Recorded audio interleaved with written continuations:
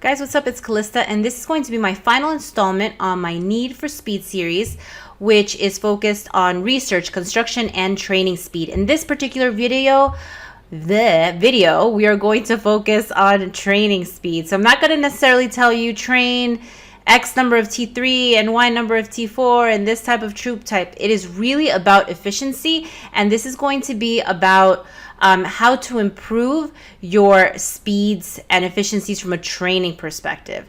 Two buildings that we're going to be focused on. One of them is going to be barracks. Barracks do not impact your training speed. Instead, they impact the amount of troops that you can train at a time. So if you have one barrack, you can train 5,000 troops. If you have two barracks, you can train 10,000 troops, so on and so forth.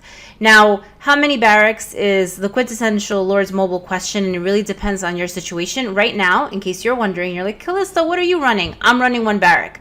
I might run two. Right now, I'm in a place where I absolutely need my hospitals, and this is the trade-off that you have, right? Manors, hospitals, and barracks all kind of fight for the same amount of space.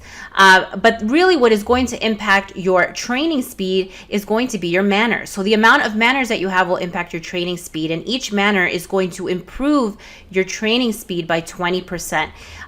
The secondary kind of benefit to manors is that they also help produce gold, and gold is very, very important, especially as you're thinking about unlocking your T4.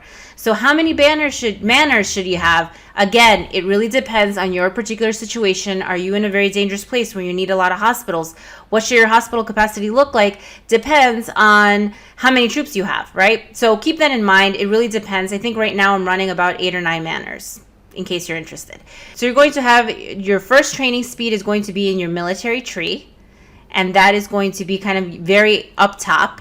Then your secondary speed research is going to be in your upgrade military tree, and you can see it there. And then your third one is going to be in your army leadership tree. That is training speed 3, and it maxed out will give you a 10% training speed increase. So those are your 3 training speeds, training speed researches, and I recommend moving through those. And even though you have to sometimes go through researches that you think are totally worthless to get to some of those training speeds, training speed is going to end up being super important later on when you're trying to create a ton of troops, thinking about meat shields and things like that. Now let's think about equipment, right? So that's something that we're always checking. So the first thing we're going to do is we're going to use our handy dandy filter. We're going to click training speed, and we're going to see what freaking equipment can we use to improve training speed. And the answer is going to be not a whole lot. The only thing that will improve training speed is an offhand champion lamp. I do not recommend it. I will just say that. I will say if you're using it because of the ranged and infantry buffs or the infantry and cav buffs, totally makes sense, right? If you want to go the champ way, it is incredibly expensive. Each champ pack is $100. This is not worth the 10% training speed. So to me, the answer is if you're doing it for the training speed, don't, because you'll never get there. It's incredibly expensive. But if you're doing it for the other buffs, then it makes sense. It's kind of like a neat secondary buff. Now let's go through the heroes and figure out which ones have training speed boosts, and the answer is going to be not many. You can see me kind of quickly running through here all the heroes that I have, looking for that quintessential training speed boost, and this is the reason why the ones that do have training speed are so important and so valuable, because you can see research, construction, obviously some of the army boosts, but training speed, not a whole lot, guys. Witch Doll is, again, I keep saying this, she's super underrated in my book. She has construction, research, and training speed. I'm working with her now. She is pay to play though, so she's not a free to play option. So she's pay to play, not incredibly expensive. I don't think she's the most expensive here, but she certainly is not the cheapest. But she is definitely one that does give you that training boost. I'm going through these again. Here's the Watcher, probably one of the most famous heroes, and he gives you a training boost of 20% when he's golden.